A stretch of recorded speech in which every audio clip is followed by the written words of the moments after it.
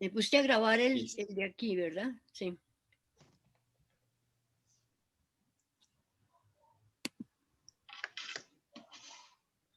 Iniciamos, no ha grabado. Sí, está grabando ya. Sí, ya está el botoncito encendido de grabando. Listo. Entonces, pues demos comienzo. 1, 2 y 3. Buenos días. Para la Asociación de Teólogos de Colombia es un verdadero gusto saludarlas a todas, a todos los presentes en este encuentro, en este conversatorio, donde tenemos la dicha de poder compartir con la doctora Lee Mizar. El tema que ella va a abordar es de una importancia capital en este momento que estamos viviendo en estos tiempos de incertidumbre. Volver a las raíces en tiempos de esperanza, pues nos va a ayudar a entender también desde el arte, desde otra manera de ver la comprensión que tenemos sobre el ser humano y lo que nos sucede.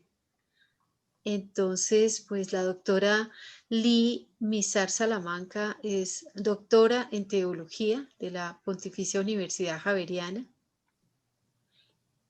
filósofa licenciada en letras de la Universidad Santo Tomás, artista preparada en Bellas Artes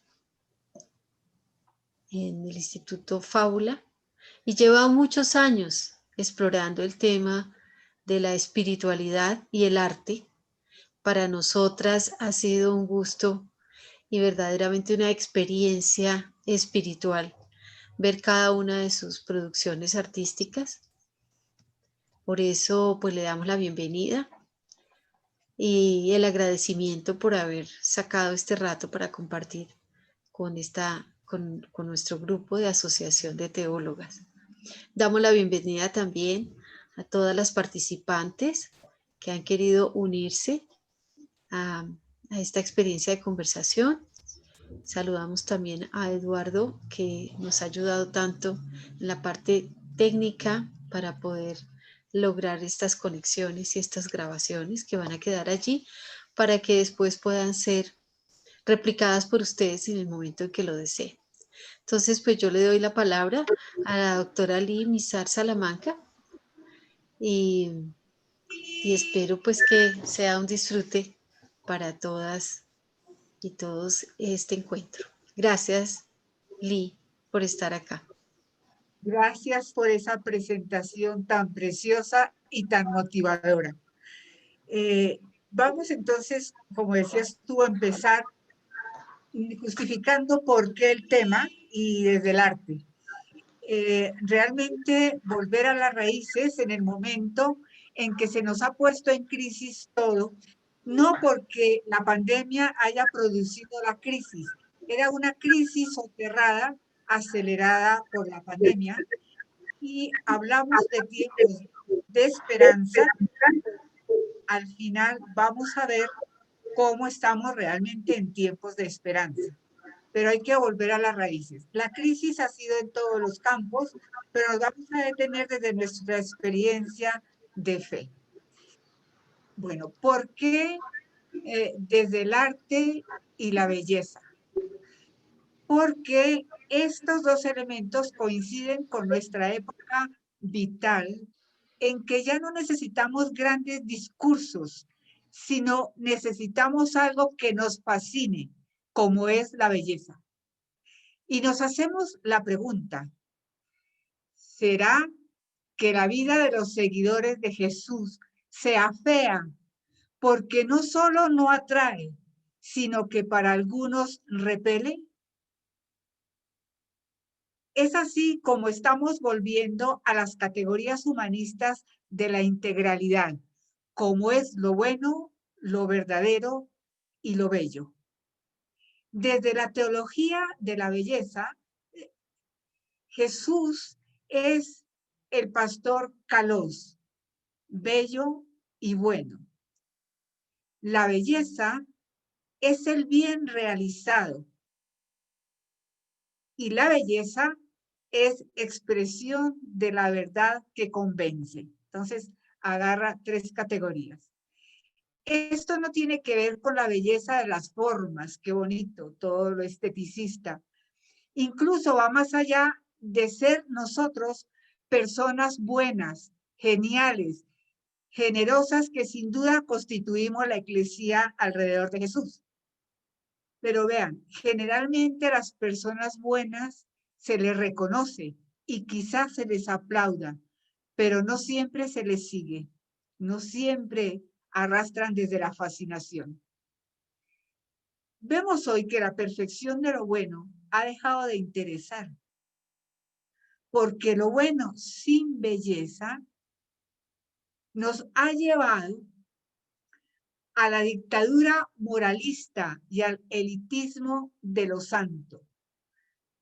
Y la verdad sin belleza llega a ser ideología, porque hemos agarrado aspectos que no son nuestros.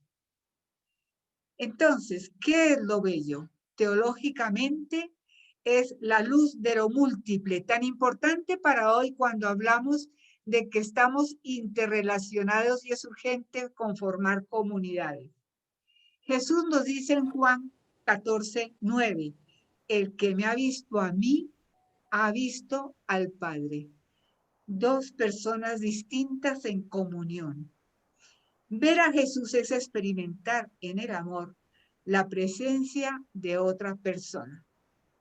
Entonces, ¿cuál es el impacto que fascina de Jesús? Que transparenta al Padre. Y eso nos convierte a nosotros también en ser transparentes de alguien. Nos hace imágenes cuya función es que se descubra a través de nuestra realidad otra realidad, que en lo humano se vea lo divino, en el presente la plenitud, en la tragedia la vida, en la oscuridad que se vislumbre lo verdadero, en la crueldad la misericordia.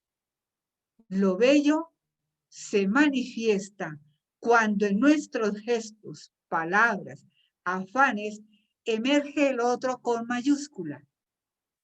Fascinar, entonces, es que yo sea el lugar donde Dios ama al otro. Mejor, que mi humanidad sea la realidad encarnada donde Dios ama al otro. Bueno, hasta aquí solo he tomado lo que ya sabemos, fundamentos de la teología, la fascinación de Jesús y la llamada a fascinar. Pero vamos a meternos entonces en la configuración de nuestro pensamiento, que es lo que nos ha llevado a la crisis de la iglesia, de la fe, la doctrina, etc. Y nos abocamos a que el movimiento de Jesús se hiciera religión en el Imperio Romano con Constantino, cosa ya sabida. Este hacerse religión nos afectó de modo contrario a lo que fue la experiencia de Jesús. Esa religión, realmente el cristianismo, el seguimiento de Jesús no tenía que haberse vuelto religión. Ese es fácil. La religión llamada cristiana daba una identidad al ciudadano romano para abarcar a todos los convertidos. El mensaje que es vida se hizo idea y asumió principios universales que debían ser enseñados, imagínense, una vida enseñada, aprendidos a través de doctrinas, dogmas, normas ético-morales. Recordemos que la religión sistematiza, fija principios, prácticas, trata de explicar el misterio con categorías humanas desde la filosofía y la teología. Y Jesús no vino a fundar una religión. Al contrario, propone un modo nuevo de existencia del humano. Y esto es algo profundamente dinámico, libre, fascinante, como la vida misma.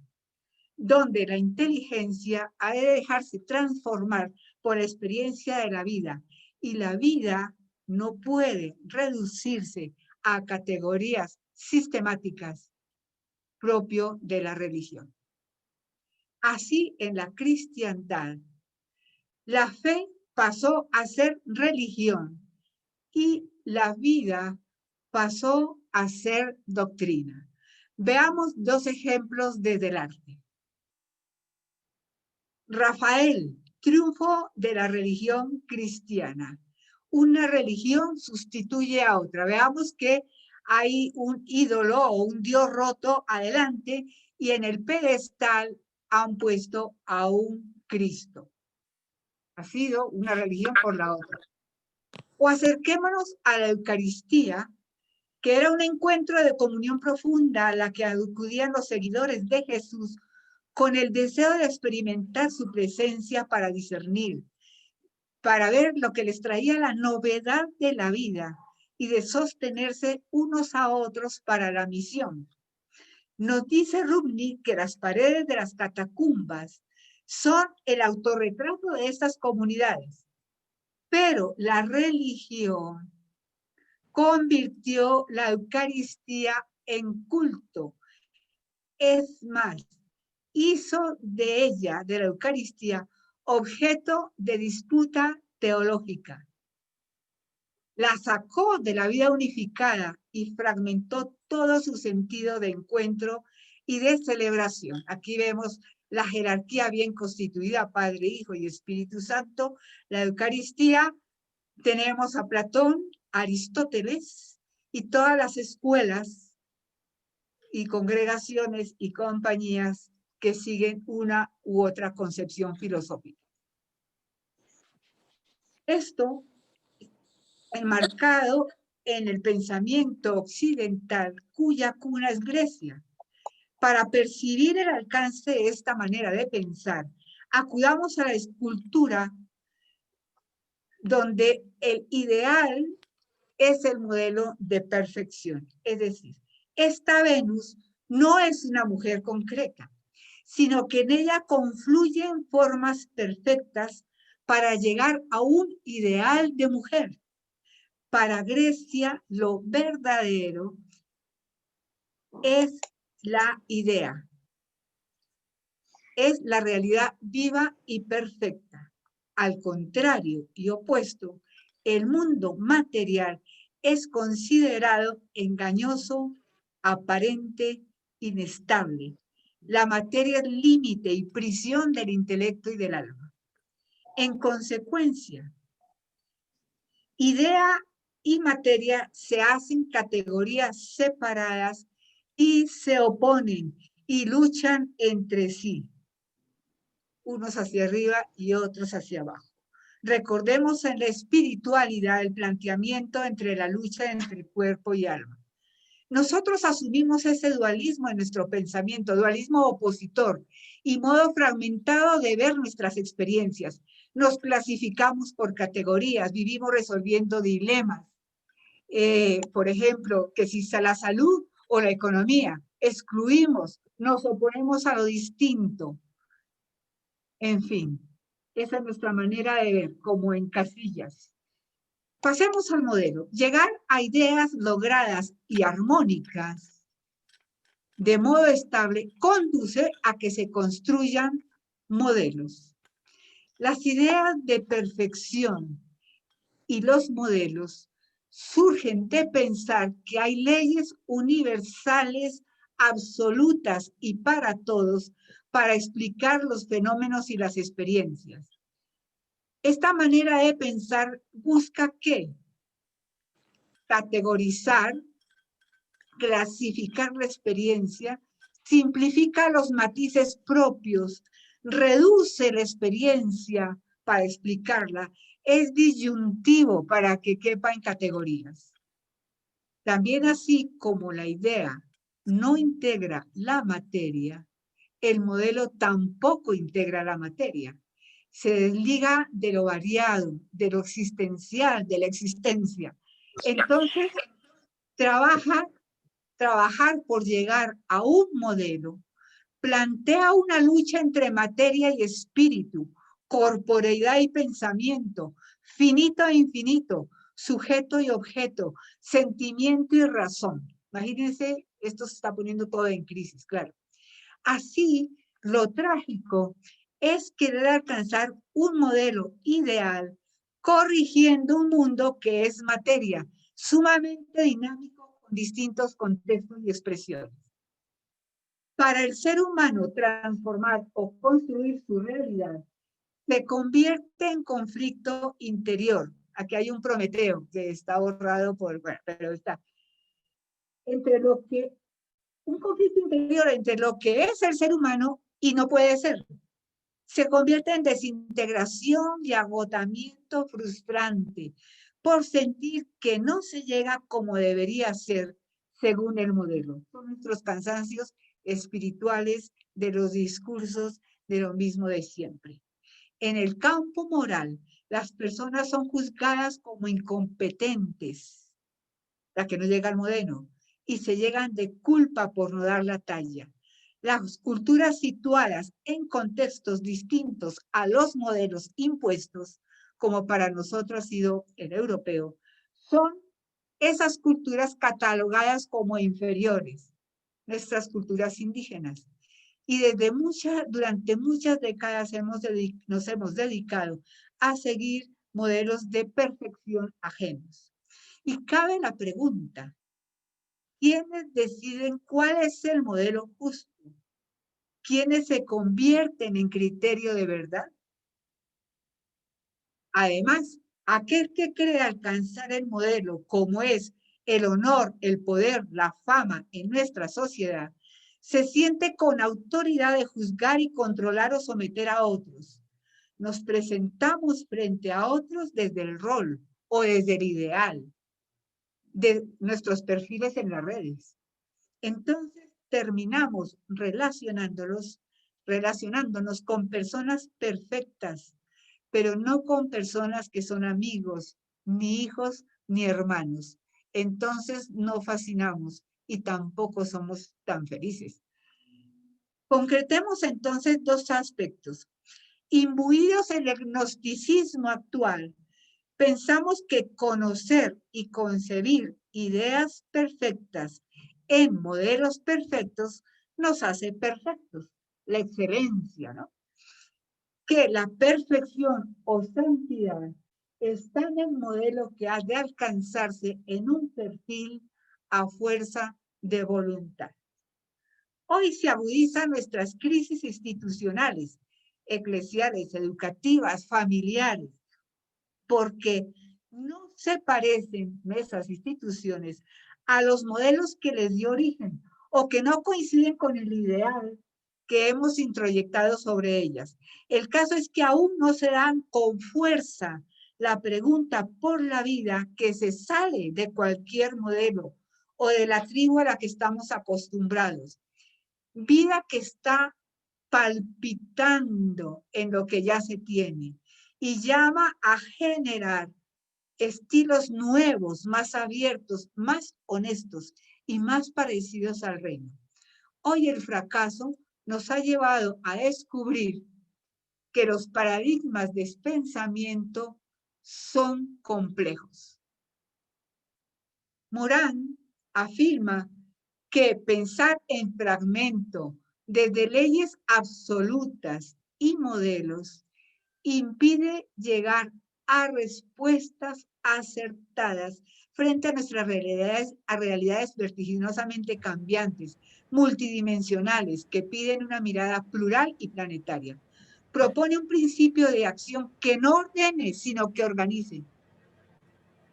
Ordenar ya es sobreponerse sobre algo, sino que organice, que no manipule, sino que comunique, que no dirija, sino que anime. Los modelos en sí mismos no son negativos, pero es mejor no hablar de modelos, sino de respuestas que integran la incertidumbre. Hoy vamos aceptando estilos de vida quizás más imperfectos y vulnerables, pero más humanos y reales en la cotidianidad, que merece ser vivida a plenitud. Se nos había olvidado vivir. Y se nos había olvidado que en la vida de todos los días, con su fragilidad, es donde fluye la verdadera existencia, la vida familiar, la comunitaria, el trabajo diario, las amistades, los lazos de solidaridad y de sentido. A pesar de lo dicho anteriormente, hay mucha riqueza en la cultura griega, judía, cristiana sin explorar. Gracias a su manera de ver, nació y se consolidó el arte, la ciencia, la técnica. Evolucionamos y hoy nos capacita para buscar nuevas alternativas. Abordemos el Renacimiento, que sitúa al hombre en el centro y presenta la realidad desde el engaño de la ilusión y orienta a un ver enfocado. El ser humano es el modelo de perfección. En la pintura es el punto de partida de todos los segmentos de la perspectiva. El hombre es el centro que determina el espacio y el tiempo. La imagen de Dios tampoco se salvó del antropocentrismo. A Dios se le pinta como hombre, se le somete a nuestro tiempo y espacio. Y así el ser humano es el creador de una imagen de Dios.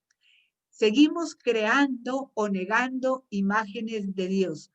Caemos en la negación nihilista y destructiva o en espiritualidades fundamentalistas.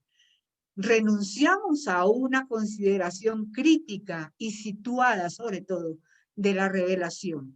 La palabra se siente como agotada desde nuestras lecturas poco vitales y de pensamiento encasillado.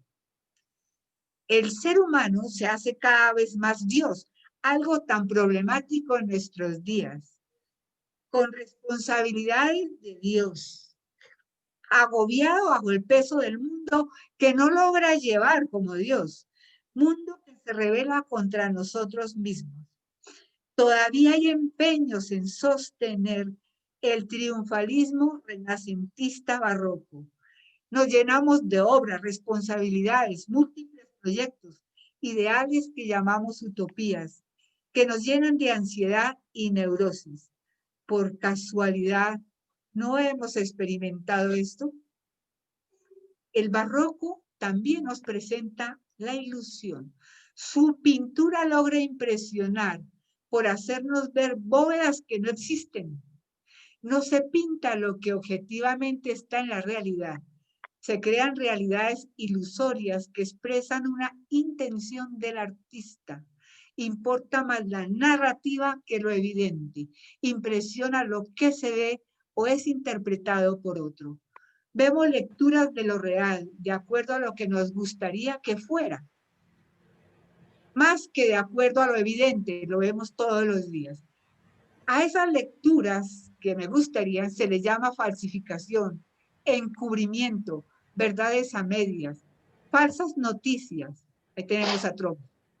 Para llegar a ser verdad, estas mentiras se repiten hasta que llegan a ser creídas como verdad por nuestra sociedad, aunque no tengan lógica. Y si se pregunta por qué la mentira, la respuesta es que es más importante la eficiencia para conseguir algo que su propio componente de verdad.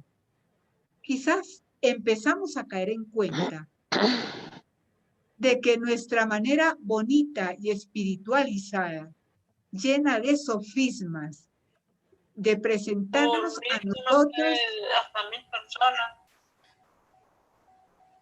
manera de presentarnos a nosotros mismos. Hay un micrófono por ahí. De formular proyectos, líneas de acción, iniciativas. Estas maneras no pueden ser criterio para orientar y cuidar la vida, pues nuestras verdades sin belleza resultan ser ideología. También en el Renacimiento barroco se nos presenta una manera de ver enfocada, de un modo omnisciente, despersonalizado y excluyente de ver. Nos enfocamos en estructuras dadas, perfectas como la perspectiva en la pintura, modelos formales, regidos por leyes seguras, y metáforas tranquilizadoras que no acogen la amplitud de la realidad con sentido crítico y análisis profundo. Vemos por intereses, por especialidades, en una misma dirección. La última cena de Leonardo lo ilustra. ¿Quién ve mejor la pintura? La persona que se sitúa en el centro de la pintura. Ella ha de someterse al centro que determina el cuadro y detenerse allí, en este caso, la figura de Jesús. Si el observador se sitúa con libertad, lo ponía por aquí un puntico, desde otro punto, la estructura misma del cuadro le impide contemplarlo completamente, le impide el conocimiento. Así desarrollamos una lógica preocupada, más por orientar a otros a nuestra perspectiva idealizada y normatizada, porque el interés profundo no está en buscar la verdad desde una dialógica, sino en alinear, justificar, sistematizar una verdad, muy propio de posturas eclesiales hoy a la defensivas o restauración. Estamos cansados de discursos repetitivos, aparentes, de refritos pseudológicos, descontextualizados de estas verdades. Esta manera de expresar la vida nos ha llevado a construir un mundo cada vez más extraño, con daño a las personas, a la naturaleza, a la vida misma, que es múltiple y se sale de todo foco. Se excluyen otros aportes, los que no caben en el enfoque. Así no es posible el pluralismo. Bajo un solo enfoque no puede darse lo distinto, lo propositivo, en términos de igualdad de condiciones. El otro se siente como amenaza por su novedad, que atenta contra la estructura, contra lo conocido, lo acostumbrado. Nuestra dificultad frente al pluralismo no es fundamentalmente que seamos malas personas, sino que sentimos que lo distinto rompe el sistema, genera desorden y desde los modelos lo sentimos como imperfecto. Pero justamente la vida tiene mucho de caos, regida por lo siguiente: orden, desorden, interacciones sorpresivas y organización. Es su manera de desarrollarse y de madurar. Así que si nos proponemos aguardar el orden, poco crecimiento y sorpresas y madurez vamos a obtener. Hemos de reconocer en estos procesos algo nuevo en nosotros mismos, porque a la vez que reconocemos así la vida, vamos haciéndonos un yo nuevo, desde el desorden y el orden. El criterio para hoy sería que lo que no se puede practicar o asfixia no es verdadero ni justo. La tarea de buscar la verdad está fundada en lo sorpresivo de la alteridad, en la interacción de un continuo discernimiento desde lo ya sabido, desde el amor. Se trata, San Pablo nos dice, la plenitud de la ley es el amor, algo tan variado y tan imprevisto. Se trata de un amor renovado y abierto por el dinamismo de la vida, de la misericordia, de Dios que nos va revelando. Para fascinar, entonces, no hay salida distinta a atender la vida y al amor, que parece que es algo que ya sabemos.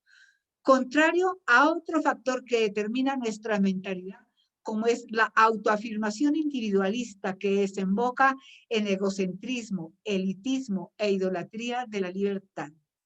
Pensemos en la educación. Se plantea que el estudiante ha de alcanzar la perfección de sí mismo para llegar al perfil ideal del currículum. El individuo trabaja trabaja temerosamente por alcanzar los parámetros establecidos y seguramente llegará a una evaluación exitosa.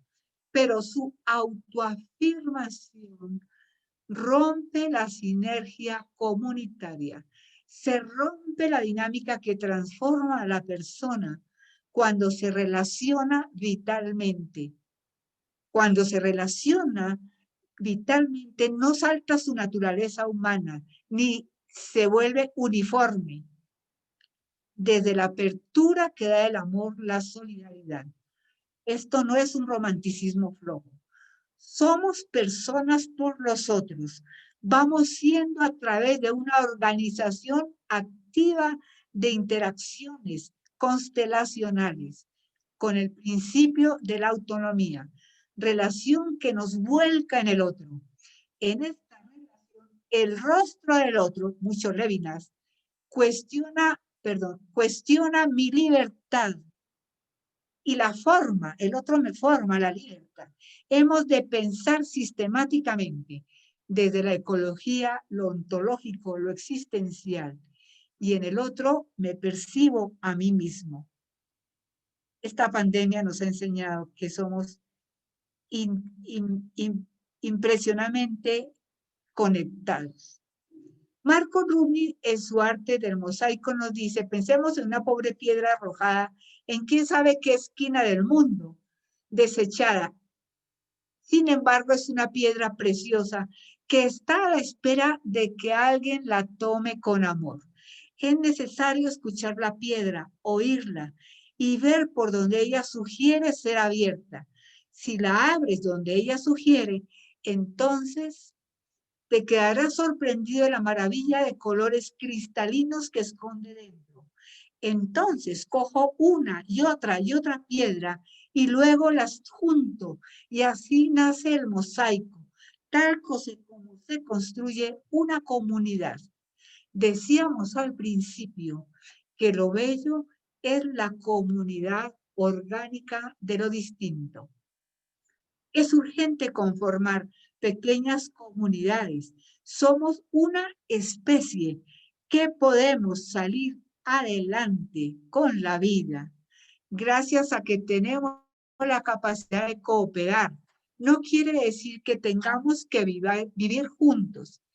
El problema está en que todavía tomamos la comunidad como un medio para mi realización y perfección de mí mismo. Y esto fracasa, porque la autoafirmación individual para lograr mi perfección es competitiva. La persona busca ser reconocida en el grupo y tenemos frases como, para eso he luchado, para tener un reconocimiento. Claro, la realización se entiende como una lucha aquí solapada y abierta por ser reconocida. O sea, nos metemos en una lucha por ser reconocidos o líderes del grupo. Y así, aunque estemos unidos, haciendo lo mismo, se rompe el movimiento del encuentro, que si realmente fuese verdadero encuentro, compartiría con generosidad saberes, apoyo, fraternidad. Entonces, la comunidad no puede ser medio de autoafirmación. Tenía razón Jesús en decir que el mayor es el que sirve anonadado. Esto va por la vía contraria a la autoafirmación. Pablo recomienda a los filipenses no hagan nada por rivalidad o vanagloria, y menos por envidia. La autoafirmación hace de la comunidad institución, familia, como escenarios de roles, pero no como ámbitos de crecimiento y de humanización. Así pues, no se trata de la unidad perfecta de individuos perfectos. Y que se unan para poder transformar el país. Es la única. Detengámonos un poco en un examen del amor. Pedro manifiesta muchas veces el amor por Jesús, le ha seguido dejándolo todo, se opone a que lo vayan a matar, lo confiesa como el Mesías y dice a Jesús que nunca lo abandonarán cuando todos se escandalicen. Parecido a nuestros discursos a veces, ¿no?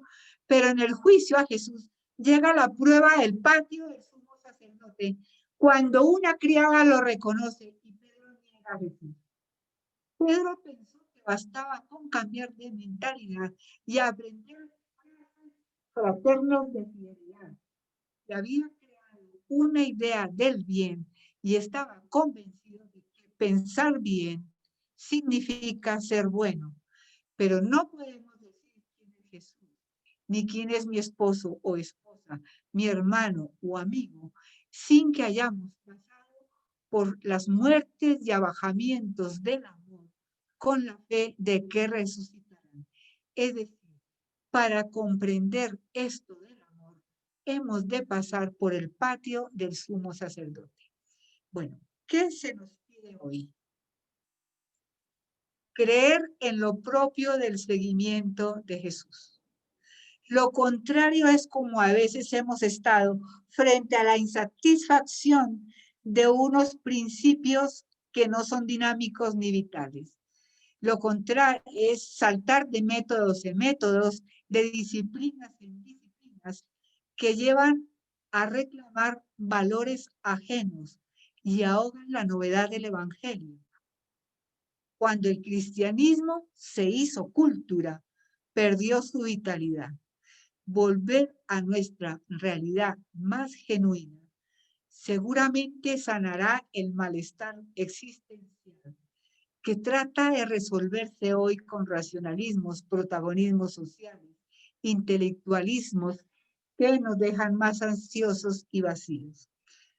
Otro principio, ser adultos redimidos y creativos. Aún estamos encerrados en la evaluación de acuerdo a modelos y cuestionamientos por no ser perfectos. Aún estamos como los iniciados en una dinámica de pecado-redención. Parece que no nos sentimos redimidos de una vez por todas. Es urgente hacerlo para acceder a la creatividad adulta que corre riesgo. Más que la ascesis se necesita mucha creatividad y en ella aceptar que las creencias o lo que estamos construyendo también lleva la duda y la incertidumbre. Una de las salidas de la crisis también será razonar desde el reconocimiento de la complejidad en el juego fecundo del orden, desorden, organización. Pensar que diferentes realidades pueden subsistir sin contraponerse, dialogar sin combatir, crear y relacionarse sin destruirse recíprocamente, obrar desde consensos y no desde individualidad.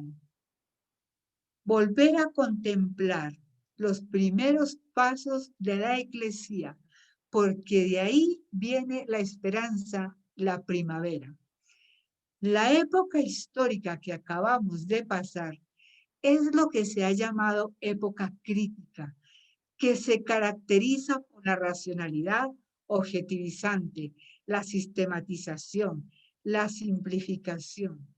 Y hace algunos años hemos iniciado una época orgánica que se caracteriza por dar prioridad a la vida, por la creatividad, por el símbolo, por lo artístico. Se da una nueva inteligencia para relacionarse. Así, en esta nueva época orgánica, ha de inspirarse nuestra época orgánica que iniciamos. Y ha de inspirarse en la época orgánica del siglo I, en que se dio el movimiento de Jesús, mientras que el cristianismo como religión se inspiró en la época crítica. ¿Vean la diferencia? Es aquí cuando pensamos en la primavera, en la esperanza. Es verdad, la pandemia ha acelerado las crisis de un pensamiento que, como vemos, hay que cambiar. y empezar a pensar de otra manera para lograr la esperanza, para lograr la construcción de otros paradigmas y maneras de desenvolvernos por la vida. Es aquí donde el prólogo de San Juan es muy importante. En la palabra estaba la vida y la vida era la luz de los hombres. La vida es la ley, por donde corre la vida es la norma para caminar. Fue el modo apasionado, creativo y fascinante de proceder de los primeros cristianos. Entonces, el deseo es tener entre vosotros y en mí misma los mismos sentimientos que tuvo Cristo Jesús. Vivir el patos del corazón de Dios. Muchas gracias.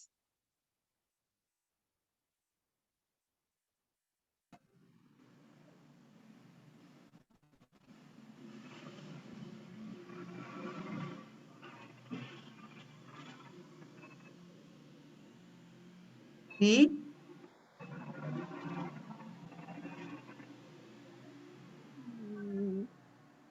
¿Qué pasó? ¿Se fue?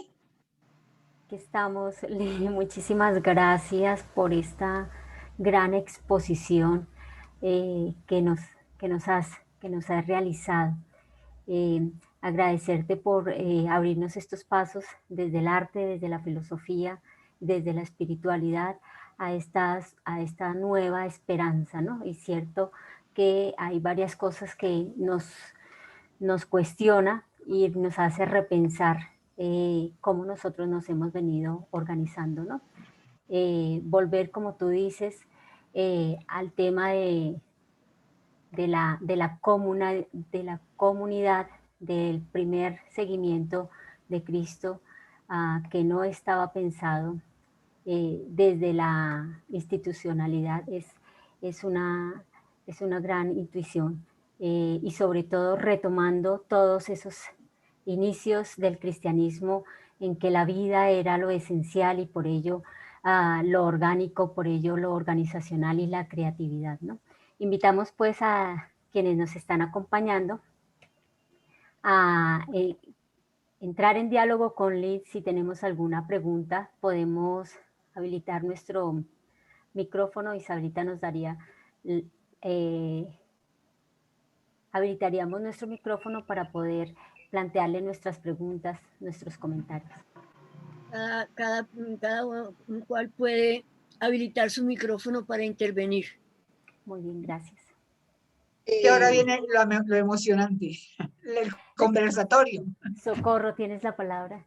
Bueno, Lim, mil gracias por este espacio, por haber compartido tu pensamiento, y yo lo veo supremamente interesante como base estructural para empezar a trabajar otras dimensiones en las personas, en la iglesia, en la sinodalidad que tanto lo hemos trabajado aquí en la asociación.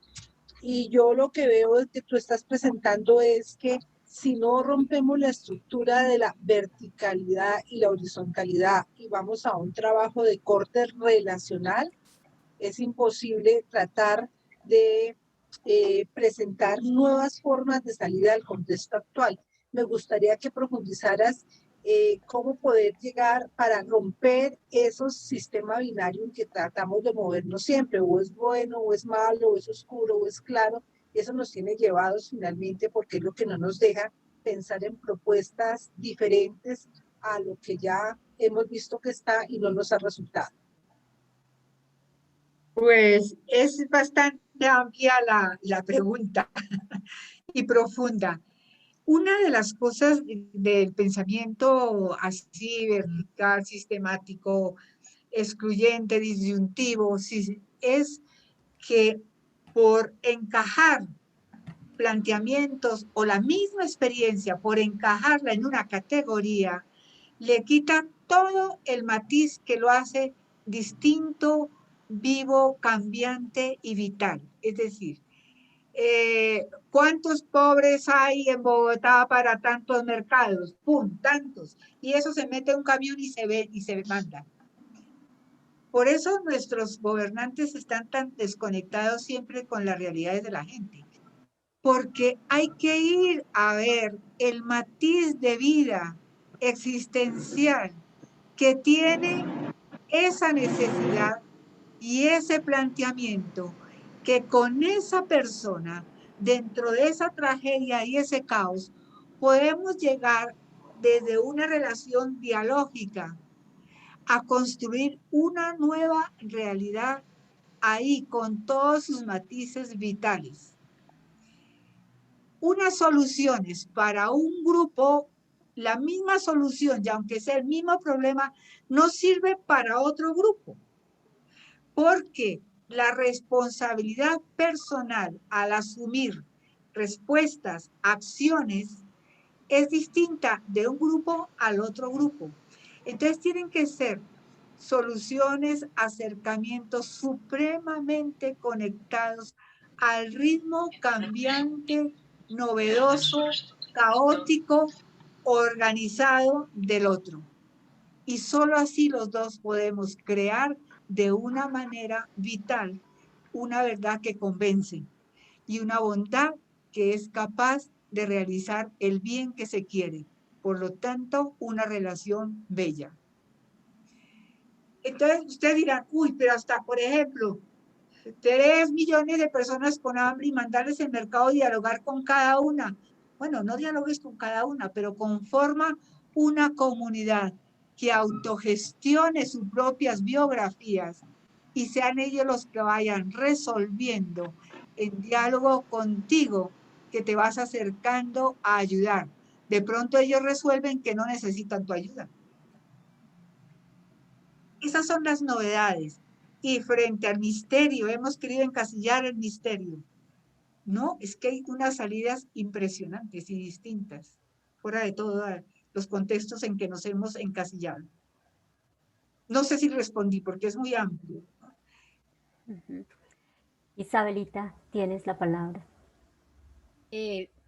Tomo la palabra para una tocaya mía, para Isabel García, que escribe en el chat. Es amiga mía, es amiguísima mía. Bueno.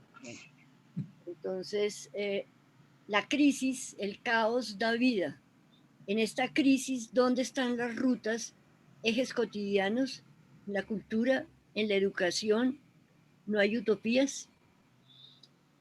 También comenta tu amiga, mi tocaya Isabel, esta es la mirada amplia a la realidad para ver el hoy con la mirada de Jesús.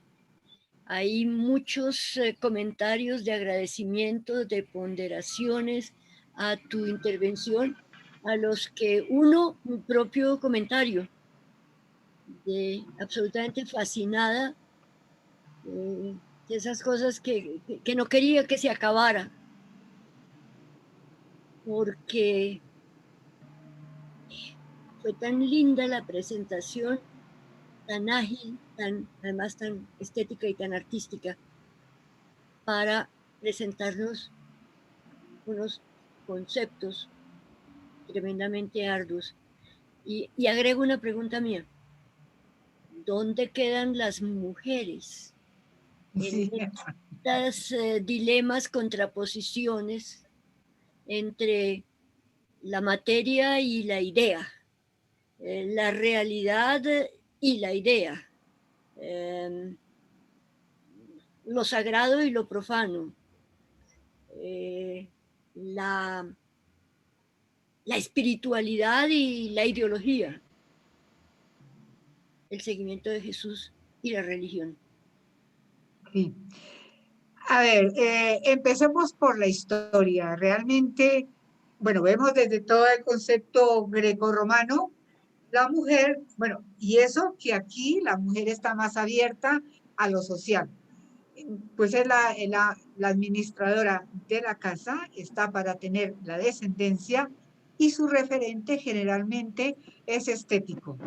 Y siguió en el arte, con barroco, todo el arte, la mujer es para mostrarse, para agradar al hombre en el arte, en mucha parte del arte, hasta que ya la revolución moderna empezó a pintar mujeres pintando hombres. Y eso fue un choque tremendo. Y ya muchos pintores pintan a las mujeres feas, con sus llantas, con sus estrías, en fin, para romper todo ese paradigma de que la mujer es el florerito que tiene que adornar y agradar una masculinidad. ¿Qué ha hecho la mujer en todo esto?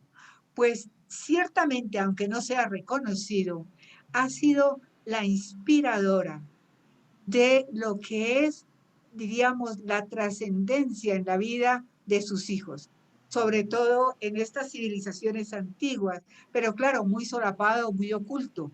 El niño, por ejemplo, en la cultura judía tiene que estar hasta los 5 años bajo el amparo de la madre, que es la que le transmite la cultura, la lengua, la religión, todo. Lo va configurando.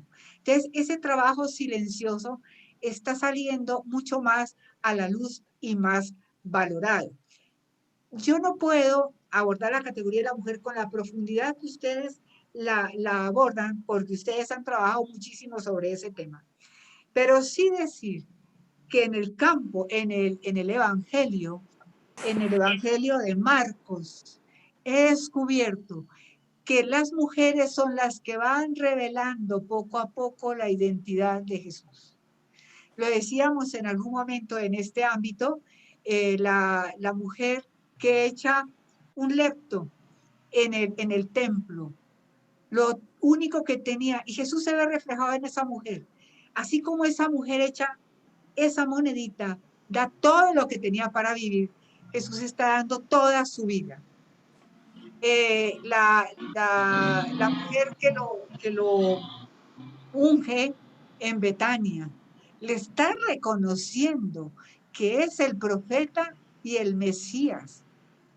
Le está reconociendo su identidad en un momento de muerte y de abandono.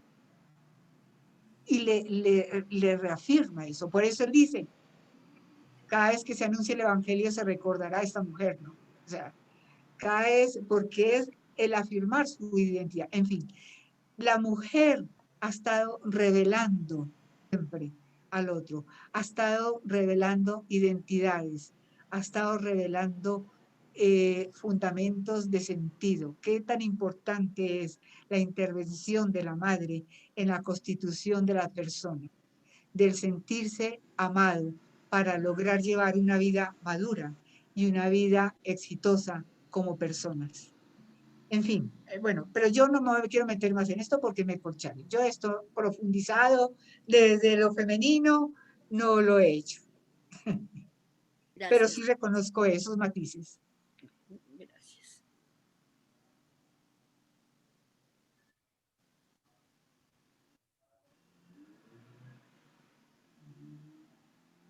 No sé, alguna otra pregunta así de... Estaba yo preocupada un poco con lo de cómo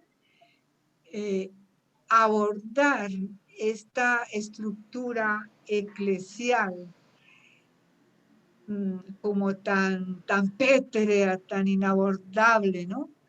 Yo creo que tendríamos que volver a esas comunidades primitivas, vitales, verdaderas, realmente de hermanos, donde no haya que estar para pertenecer la máscara, la perfección, el ideal, y también esa muerte de las utopías. Hoy no podemos creer en tantas utopías porque nada hay fijo. No ha comprobado un bichito microscópico. Cualquier cosa puede pasar mañana, cualquier cosa. Y así ha sido siempre. Lo que pasa es que estábamos encaramados en ideales intelectuales que no nos dejaba ver las pequeñas caos de la realidad. Nos quedan 4 minuticos para cumplir con los tiempos. Sí,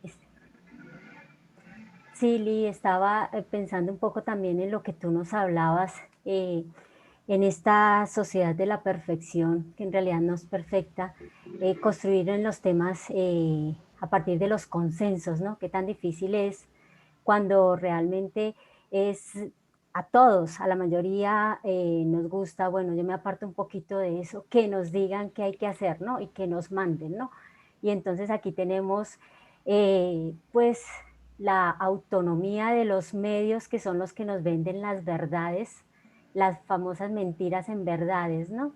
Y hoy tenemos el tema de cómo creerle a una política que en realidad está muy marcada en el individualismo, cómo creerle a un sistema de salud que en realidad en ningún momento está pensando jamás en los verdaderos pobres, sino que se está lucrando, ¿sí?, de una verdad que también se ha convertido en mentira, ¿no? Y entonces podríamos hablar, pues obviamente desde lo que tú hablabas, de unas nuevas formas de institucionalidad, de dioses, ¿sí?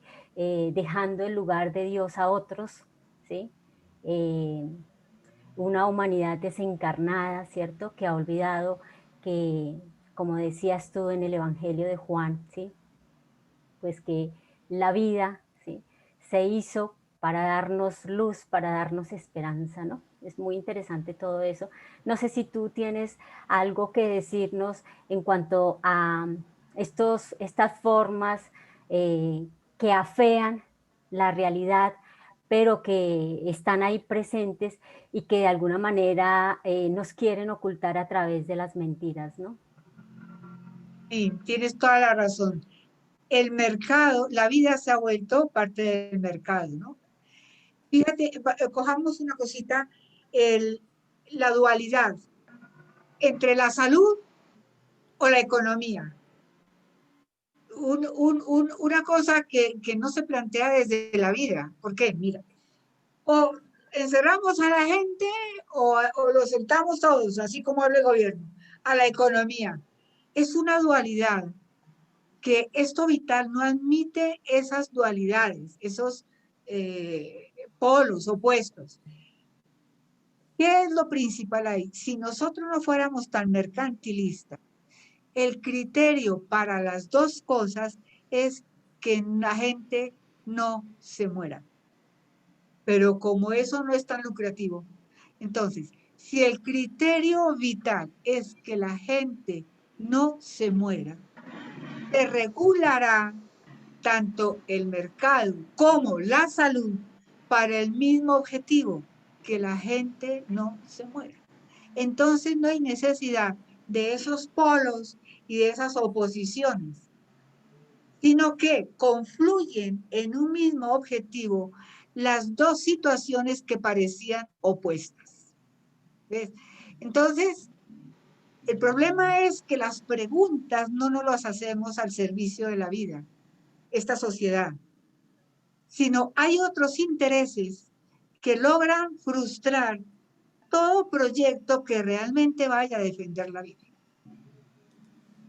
Y la vida es lo primordial.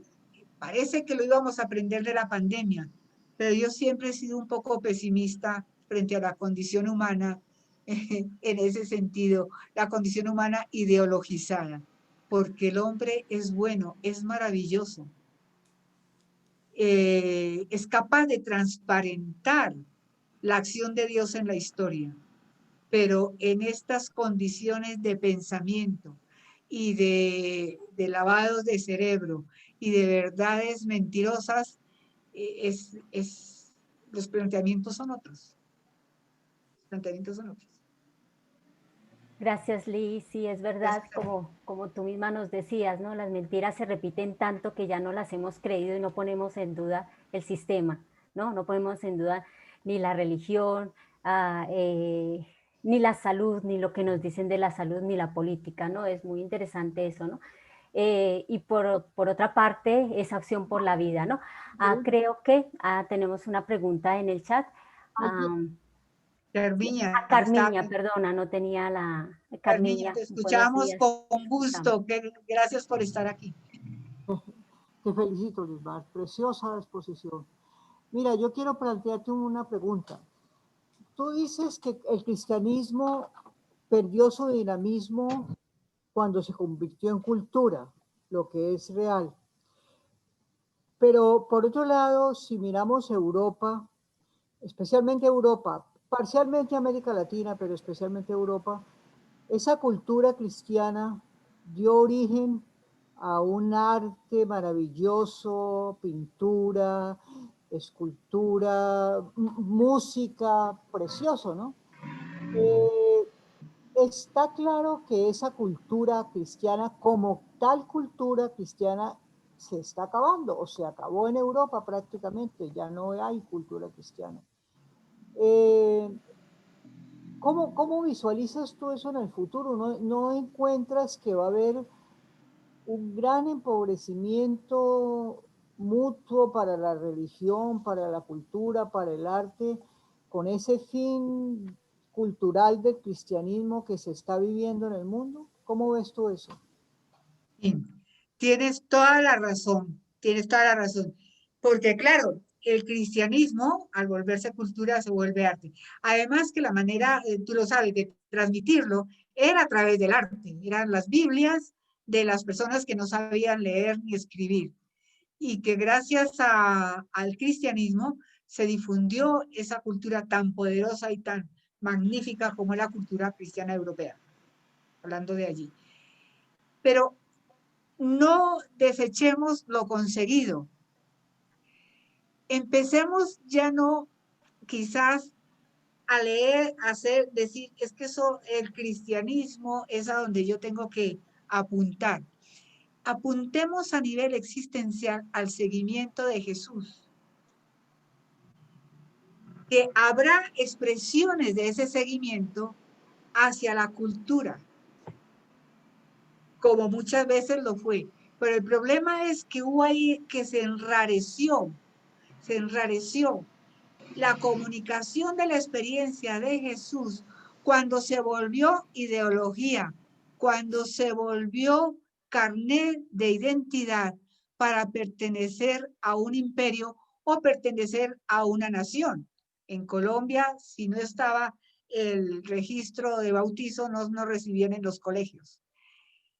Entonces, si nosotros nos separamos de esa manera de identificarnos a través de la religión y de estar empatados en una idea de Estado, en este caso concretico, porque hay otras ideas que nos empatan a otras cosas, si nosotros logramos afincar nuestra experiencia de seguimiento de Jesús, la expresión cultural que voy a tener tiene otro origen. No es un origen ideológico propagandístico de prestigio. Acordémonos que si se convertía el cabeza de familia, se convertía toda la familia, totalmente impersonal, ¿no? Entonces, sí que tenemos que apuntar a que sea una opción vital, existencial, la que me lleve a vivir el seguimiento de Jesús, que luego se expresará en esa cultura, que seguramente se expresará en esa cultura como contracultura. No sé, Carmiña, si te he respondido. Bueno, un poco. Sí, me has respondido. Mil gracias y además apuntas muy bien. La contracultura. Como la contracultura, sí. Yo creo que es por ahí ahora. Sin barrer con lo anterior, porque tú sabes que barrer con lo anterior nos deja sin raíces, sin identidad, bueno, mil cosas, ¿no? Y no se puede, además sería injusto.